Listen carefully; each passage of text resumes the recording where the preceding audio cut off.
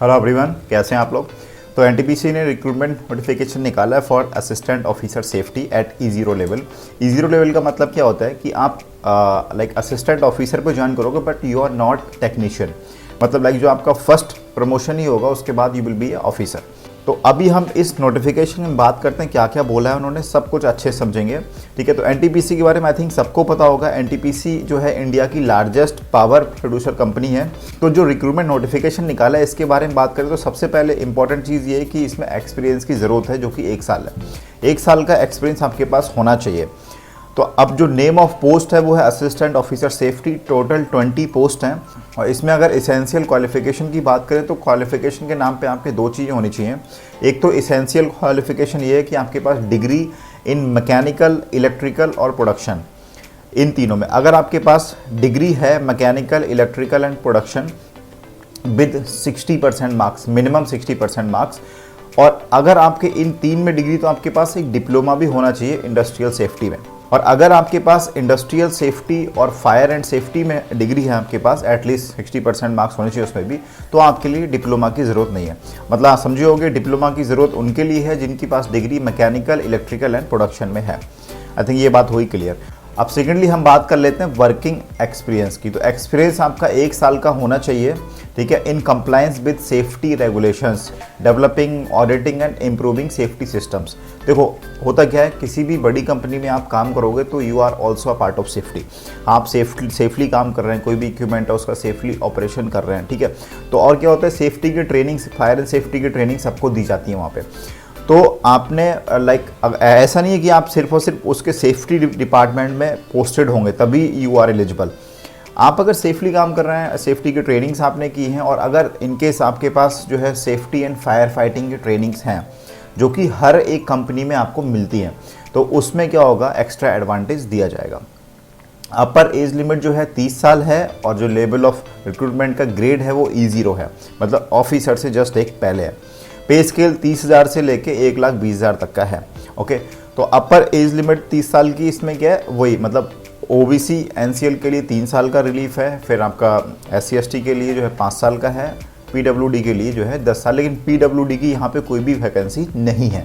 Vacancies की detail ये है, जनरल में 10 हैं एंड इकोनॉमिकल वीकर सेक्शन में 1, OBC में 5, SC में 3, ST में 1, टोटल जोड़ लोगे तो 20 वैकेंसीज आते हैं। अभी आगे हम लोग समझ, देखो इंपॉर्टेंट चीज़ यहाँ पे एक और है कि आपकी जो डेट्स हैं, मतलब लाइक अपर एज लिमिट की डेट होगी, आपका एक्सपीरियंस की डेट होगी, वो सारी की सारी डेट काउंट होंगी till last date of submitting of this application form. मैं आपको बताऊँगा लास्ट में स्टार्टिंग और लास्ट डेट क्या है। देखो अब इंपॉर्टेंट कंडीशंस की बात कर लें तो वही एज की मैंने आपको बता दी ऑलरेडी।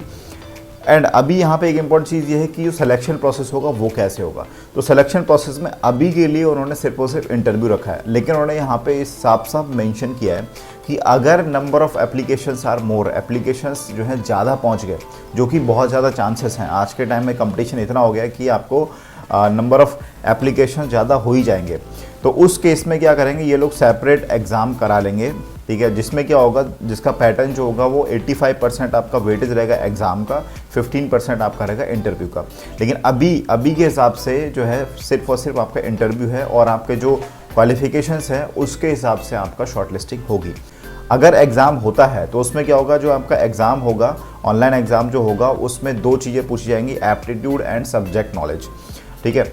अगेन बात करें तो उसका वेटेज 85% रहेगा और 15% फिर जो सेपरेट इंटरव्यू का रहेगा, ठीक है। लेकिन ये तब की बात है जब ज़्यादा फॉर्म्स अगर पहुंच जाते हैं तो, और इसके बारे में वो लोग क्या जो है आपको पहले से इंटीमेट कर देंगे। अगेन बात करें तो पोस्टिंग कहीं भी हो सकती है और वही सब चीज़ें, नॉर्मल चीज़ें उन्होंने बताई हैं यहाँ पे, तो आई डोंट थिंक कुछ ज़्यादा इंपॉर्टेंट चीज़ है। हाउ टू अप्लाई बात करें तो ऑनलाइन अप्लाई करना है करियर सेक्शन में जाके, एंड जो फ़ी है वो 300 रुपीज़ है, general, economical weaker section, OBC, SC ST, XSM मतलब एक्स सर्विसमैन के and female candidates are exempted from paying the registration fee. Again payment आप ऑफलाइन मोड में भी कर सकते हैं, लेकिन आज के टाइम में कौन ऑफलाइन करेगा, ऑनलाइन मोड से आप ऑफकोर्स पेमेंट कर सकते हैं। अगर रिफंड ऑफ फ़ी किसी भी केस में जो है आपको नहीं मिलने वाला है, चाहे आपका फॉर्म गलत भरा हो या रिजेक्ट हुआ हो, कुछ भी हो।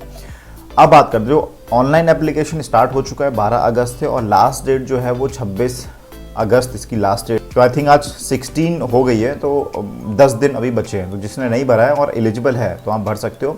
एक्सपीरियंस में आपको डाउट हो सकता है, तो एक्सपीरियंस याद रखना कि आपको ऐसा नहीं है कि आप कोई भी जिस कंपनी में आप काम कर रहे हो तो आप सेफ्टी सेक्शन में ही पोस्टिंग होनी चाहिए। नॉर्मल किसी भी सेक्शन में हो तब भी you are working safely. And secondly every employee, कोई भी एम्प्लॉय होता है उसको सेफ्टी एंड फायर की ट्रेनिंग दी जाती है। तो मे बी आपके पास अगर वो सर्टिफिकेट्स हैं तो बहुत ज़्यादा एडेड एडवांटेज आपको उसका मिल जाएगा। और पेमेंट की बात करें तो इसमें जो आपका बेसिक पे दिखाया गया है 30,000, तो ऐसा नहीं है आपको 30,000 मिलने वाले, इसमें बहुत सारी चीज़ें और एक्स्ट्रा रहती हैं। HRA DA हो गया, ठीक है, देन और भी बहुत सारे जो कंपनी के पर्क्स होते हैं वो सब आपको मिलेंगे। तो आई थिंक आपकी सैलरी आराम से 50,000 के आसपास तो होनी चाहिए स्टार्टिंग में, इन हैंड की बात कर रहा हूँ, after cutting PF all these things. तो आई थिंक आप समझे होगे इंपॉर्टेंट चीज़ें हमने इसमें डिस्कस कर ली हैं। अगर स्टिल किसी को डाउट है तो आप पूछ सकते हो, और बाकी हम मिलते हैं नेक्स्ट क्लास में। Till then take care, bye bye.